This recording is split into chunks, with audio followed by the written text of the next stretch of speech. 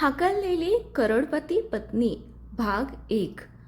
सकाळची वेळ होती. गावातील एका छोट्याशा घरात सायली आपल्या आईसोबत स्वयंपाकघरात काम करत होती. चेहऱ्यावर निरागस हास्य, डोळ्यात मोठी स्वप्न आणि मनात कुटुंबाबद्दल अपार प्रेम. सायली फार शिकलेली नव्हती, पण तिचे संस्कार आणि मनाची श्रीमंती अमूल्य होती. सायली, आज पाहुणे येणार आहेत, जरा नीट तयार हो बाळा, तिची आई प्रेमाने म्हणाली. सायली लाजत म्हणाली, आई, मला अजूनही विश्वास बसत नाही की इतक्या मोठ्या घरातून माझ्यासाठी स्थळ आलंय. दुसरीकडे शहरातील प्रसिद्ध उद्योगपती विक्रम देशमुख यांच्या आलिशान बंगल्यात वेगळीच चर्चा सुरू होती. आर्यन, आज मुलगी पाहायला जायचं आहे, विक्रम देशमुख आपल्या मुलाला म्हणाले. आर्यन देशमुख हा एक यशस्वी तरुण उद्योगपती होता. देखणा, श्रीमंत आणि आत्मविश्वासाने भरलेला. पण त्याच्यात एक दोष होता. तो लोकांना त्यांच्या पैशांवरून आणि राहणीमानावरून मोजायचा. डॅड, मला या लग्नात अजिबात रस नाही. मला माझ्या लेवलची मुलगी हवी आहे, आर्यन नाराजीने म्हणाला. सगळं बाह्यरूप आणि पैसा नसतो आर्यन, माणसाचे संस्कारही महत्त्वाचे असतात, विक्रम म्हणाले. दुपारी आर्यन आणि त्याचे कुटुंब सायलीच्या घरी पोहोचले. त्यांची महागडी गाडी पाहून संपूर्ण गाव जमलं. सायली साध्या गुलाबी साडीत सर्वांसमोर आली. तिच्या चेहऱ्यावर कुठलाही मेकअप नव्हता, पण तिच्या निरागस सौंदर्याने काही क्षणांसाठी सगळे थक्क झाले. आर्यनने तिच्याकडे पाहिलं आणि मनात विचार केला, ही मुलगी खूप साधी आहे, माझ्या मित्रमंडळीत ही कशी फिट बसेल. पण सायलीने सर्वांना आदराने नमस्कार केला. तिच्या बोलण्यातला नम्रपणा विक्रम देशमुख यांना खूप आवडला. काही वेळाने दोघांना एकांतात बोलण्याची संधी देण्यात आली. तुम्हाला शहरात राहायला आवडेल का, आर्यनने विचारलं. सायली हसून म्हणाली, माणसं चांगली असतील तर मला कुठेही राहायला आवडेल. तिचं उत्तर ऐकून आर्यन काही क्षण शांत झाला. सायली पुढे म्हणाली, माझ्यासाठी नात्यात प्रेम, विश्वास आणि सन्मान महत्त्वाचा आहे. पैसा आज आहे, उद्या नसेल, पण माणुसकी कायम राहते. तिच्या शब्दांनी आर्यन थोडा प्रभावित झाला, पण त्याचा अहंकार अजूनही तसाच होता. घरी परतल्यानंतर विक्रम देशमुख यांनी स्पष्ट सांगितलं, मला ही मुलगी आवडली. सायली आपल्या घरासाठी योग्य सून ठरेल. काही दिवसातच सायली आणि आर्यनचा साखरपुडा ठरला. सायलीच्या घरात आनंदाचं वातावरण होतं. तिच्या आईवडिलांच्या डोळ्यात आनंदाश्रू होते. पण त्या रात्री आर्यनच्या ऑफिसमध्ये एक मुलगी संतापाने उभी होती. ती होती कियारा, आर्यनची जवळची मैत्रीण. आर्यन, तू खरंच त्या गावातील मुलीशी लग्न करणार आहेस, ती रागाने म्हणाली.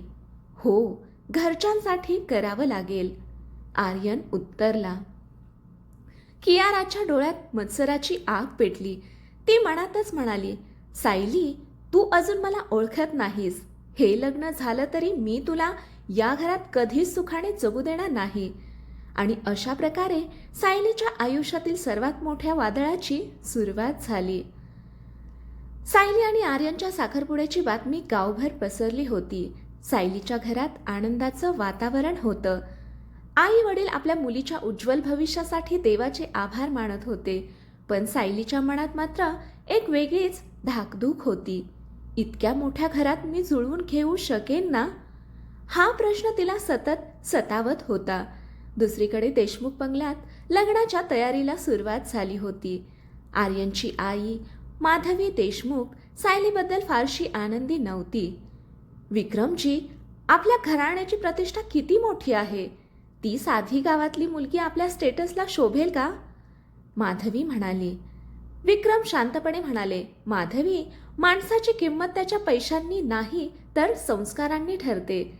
माधवी काही बोलली नाही, पण तिच्या चेहऱ्यावरचा नाराजीचा भाव स्पष्ट दिसत होता. दरम्यान कियारा सायलीबद्दल माहिती गोळा करत होती. तिला हे लग्न कोणत्याही परिस्थितीत मोडायचं होतं. एक दिवस ती मुद्दाम सायलीला भेटण्यासाठी गावात आली. सायलीने तिचं प्रेमाने स्वागत केलं. या ना, बसा, चहा घेणार का, सायलीने हसत विचारलं. कियारा मनात हसली. किती भोळी आहे ही, ती म्हणाली. मी आर्यनची खास मैत्रीण आहे. हे ऐकताच सायलीच्या चेहऱ्यावर आनंद उमटला. अच्छा, मग तुम्ही आमच्या लग्नाला नक्की या. कियारा हसत म्हणाली. नक्की येईन. पण एक विचारू, तुला इंग्रजी बोलता येतं का? सायली थोडी गोंधळली. थोडंसंच. Dance, party, business meetings. सायलीने नकारार्थी मान हलवली. कियाराने तिला वरपासून खालपर्यंत पाहिलं. मग तुला वाटतं तू आर्यनच्या जगात टिकू शकशील? सायली काही क्षण शांत राहिली. मी प्रयत्न करेन, ती हळूच म्हणाली. कियारा निघून गेली, पण तिच्या शब्दांनी सायलीच्या मनात असुरक्षिततेची बीजं पेरली होती. काही दिवसांनी लग्नाचा दिवस उजाडला. संपूर्ण शहरात देशमुख कुटुंबाच्या भव्य लग्नाची चर्चा होती. आलिशान हॉटेल, हजारो पाहुणे, झगमगती रोषणाई आणि प्रसिद्ध व्यक्तींची उपस्थिती. सायलीने आयुष्यात पहिल्यांदाच इतका मोठा सोहळा पाहिला होता. ती थोडी घाबरलेली होती. स्टेजवर उभी असताना काही श्रीमंत महिला कुजबुजत होत्या. हीच का आर्यनची होणारी पत्नी? खूपच साधी दिसते. देशमुख कुटुंबाला याहून चांगली मुलगी मिळाली नसती का? त्यांचे शब्द सायलीच्या कानावर पडले. तिच्या डोळ्यात अश्रू दाटून आले, पण तिने स्वतःला सावरलं. लग्नाचे विधी सुरू झाले. आर्यन आणि सायली 7 फेरे घेत होते. सायलीच्या मनात नव्या संसाराची स्वप्न होती, पण आर्यनच्या मनात अजूनही संकोच होता. लग्न संपलं आणि सायली देशमुख कुटुंबाची सून बनून त्या भव्य बंगल्यात आली. गृहप्रवेशाच्या वेळी तिने उजवा पाय घरात ठेवला. विक्रम देशमुखांनी तिच्या डोक्यावर हात ठेवत आशीर्वाद दिला. या घरात तुझं स्वागत आहे बाळा. सायलीच्या चेहऱ्यावर हसू उमटलं, पण त्याच क्षणी माधवी आणि कियाराच्या नजरा एकमेकींना भिडल्या. दोघींच्या चेहऱ्यावर एक गूढ स्मित होतं, कारण त्या दोघींनी सायलीला या घरातून कायमचं बाहेर काढण्याचा निर्णय आधीच घेतला होता. आणि सायलीला याची अजिबात कल्पना नव्हती की तिच्या नव्या आयुष्याची सुरुवात या आनंदाने नव्हे तर अपमान, कटकारस्थान आणि अश्रूंनी होणार होती. देशमुख बंगल्यात सायलीच्या नव्या आयुष्याची सुरुवात झाली होती. विशाल बंगला, नोकर चाकर, आलिशान खोल्या आणि ऐश्वर्याची सवय असलेली माणसं, हे सगळं तिच्यासाठी पूर्णपणे नवीन होतं. पहिल्या दिवशी सकाळीच सायली लवकर उठली. तिने देवाची पूजा केली आणि स्वयंपाकघरात जाऊन सासूबाईंना मदत करण्याचा प्रयत्न केला. आई, मी काही मदत करू का? तिने प्रेमाने विचारलं. माधवी देशमुख तिच्याकडे पाहत म्हणाल्या, नको, इथे काम करण्यासाठी नोकर आहेत. तू फक्त काही गडबड करू नकोस म्हणजे झालं. सायलीच्या चेहऱ्यावरचं हसू क्षणात मावळलं. तेवढ्यात कियारा आली. Good morning aunty. माधवी लगेच हसल्या. अरे कियारा, ये ना बाळा. सायलीला मात्र आश्चर्य वाटलं. ती या घराची सून होती, पण कियाराला तिच्यापेक्षा जास्त महत्त्व मिळत होतं. दुपारी आर्यन ऑफिसमधून लवकर घरी आला. सायली आनंदाने म्हणाली, मी तुमच्यासाठी चहा बनवला आहे. आर्यनने कप हातात घेतला, एक घोट घेतला आणि कप बाजूला ठेवला. सायली, हे गाव नाही, इथे प्रत्येक गोष्टीची एक स्टँडर्ड असते. सायलीला त्याच्या बोलण्याचा अर्थ समजला. म्हणजे चहा आवडला नाही? चहा ठीक आहे, पण तुला अजून खूप काही शिकायचं आहे. त्याच्या शब्दांनी सायलीचं मन दुखावलं. त्या रात्री देशमुख कुटुंब एका मोठ्या बिझनेस डिनरला जाणार होतं. माधवी म्हणाल्या, सायली, तू पण येणार आहेस. सायली आनंदी झाली. तिने तिच्याकडची सर्वात सुंदर साडी नेसली आणि साधा मेकअप केला. ती खाली आली तेव्हा काही क्षणांसाठी सगळे तिच्याकडे पाहत राहिले. ती खूप सुंदर दिसत होती, पण कियाराने लगेच टोमणा मारला. आंटी, ही साडी थोडी गावाकडची वाटते ना? माधवी हसल्या. हो, पण हळूहळू सवय होईल. सायलीने काहीच उत्तर दिलं नाही. डिनर पार्टीत शहरातील मोठमोठे उद्योगपती आणि त्यांच्या कुटुंबियांची उपस्थिती होती. सायली थोडी घाबरलेली होती. सगळेजण इंग्रजीत बोलत होते. एका महिलेने तिच्याजवळ येऊन विचारलं, which university did you graduate from? Sayali गोंधळली. तिला प्रश्न पूर्ण समजलाच नाही. ती काही बोलण्याआधीच कियारा मध्ये पडली. सायली गावातून आली आहे. तिला या गोष्टींची सवय नाही.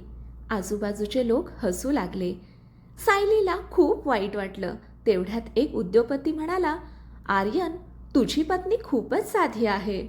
आर्यनने हसून उत्तर दिलं, हो, अजून तिला खूप ट्रेनिंगची गरज आहे. हे ऐकताच सायलीच्या डोळ्यात अश्रू तळवले. तिला सर्वात जास्त वेदना आर्यनच्या शब्दांनी झाल्या होत्या. घरी परतल्यावर ती तिच्या खोलीत जाऊन रडू लागली. मी खरंच इतकी वाईट आहे का? ती स्वतःलाच विचारत होती. तेवढ्यात दरवाजावर टकटक झाली. विक्रम देशमुख आत आले. सायली, लोक काय बोलतात याचा विचार करू नकोस. सायलीने डोळे पुसले. पण बाबा, मी सगळ्यांसाठी ओझं बनले आहे. विक्रम प्रेमाने म्हणाले, नाही बाळा, तुझ्यात खूप क्षमता आहे. एक दिवस हेच लोक तुझा अभिमान बाळगतील.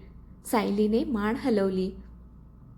पण दुसरीकडे कियारा तिच्या खोलीत बसून हसत होती, कारण तिच्या योजनेचा पहिला टप्पा यशस्वी झाला होता. तिने सायलीचा आत्मविश्वास डळमळीत करण्यास सुरुवात केली होती आणि आता ती आणखी मोठा डाव खेळणार होती.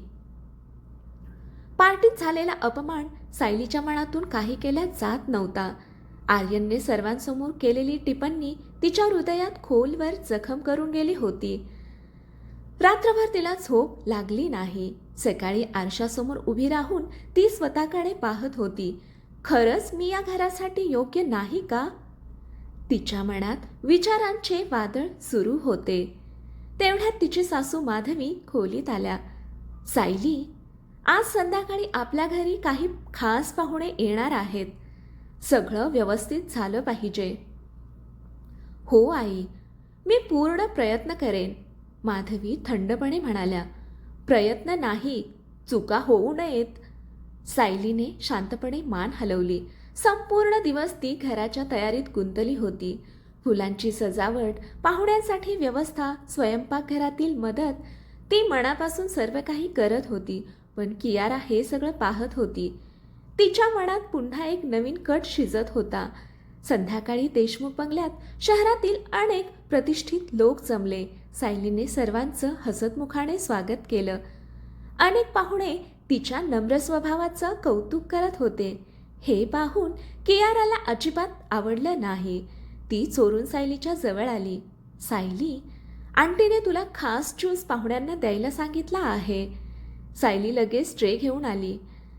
पण कियाराने आधीच त्या ट्रेमधील एका ग्लासखाली छोटासा कापडाचा तुकडा ठेवला होता. सायली चालत असताना अचानक तिचा तोल गेला. ट्रे हातातून निसटला. सर्व ज्यूस थेट एका मोठ्या उद्योगपतीच्या महागड्या सूटवर सांडला. संपूर्ण हॉलमध्ये शांतता पसरली. सायली घाबरून गेली. सॉरी, मला माफ करा, हे चुकून झालं. तो उद्योगपती संतापला.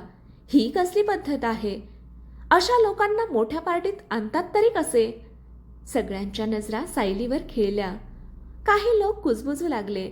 गावातून आलेल्या मुलीकडून आणखी काय अपेक्षा करणार? देशमुख कुटुंबाची प्रतिष्ठा घालवली. सायलीच्या डोळ्यात अश्रू आले. ती आर्यनकडे पाहू लागली. तिला वाटलं कदाचित तो तिची बाजू घेईल, पण आर्यन रागाने तिच्या जवळ आला.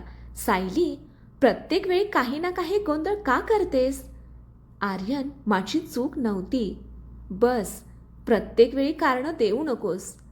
त्या शब्दांनी सायलीच्या हृदयाचे तुकडे झाले. सगळ्यांसमोर तिचा अपमान झाला होता.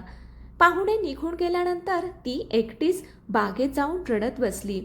तेवढ्यात विक्रम देशमुख तिच्या जवळ आले. सायली, मला माहीत आहे, ही तुझी चूक नाही. सायली आश्चर्याने त्यांच्याकडे पाहू लागली. बाबा, मग कोणी माझ्यावर विश्वास का ठेवत नाही? विक्रम काही क्षण शांत राहिले. कधी कधी सत्य सिद्ध होण्यासाठी वेळ लागतो बाळा. सायलीच्या डोळ्यातून अश्रू वाहू लागले. त्याच वेळी बंगल्याच्या दुसऱ्या बाजूला कियारा स्वतःशीच हसत होती. आज फक्त सुरुवात आहे सायली. अजून तर तुझं आयुष्य पूर्णपणे उद्ध्वस्त करायचं आहे. तिला माहीत नव्हतं की तिच्या प्रत्येक कटामुळे सायली अधिक मजबूत होत होती आणि हाच अपमान एक दिवस सायलीला अशा उंचीवर नेणार होता जिथे पोहोचण्याची कल्पनाही कियाराने केली नव्हती. कथा इथपर्यंत आवडली असेल तर कथेला लाईक करा, शेअर करा, कमेंट करा आणि आपल्या चॅनेलला सबस्क्राईब करा. कथा वाचल्याबद्दल आणि ऐकल्याबद्दल धन्यवाद.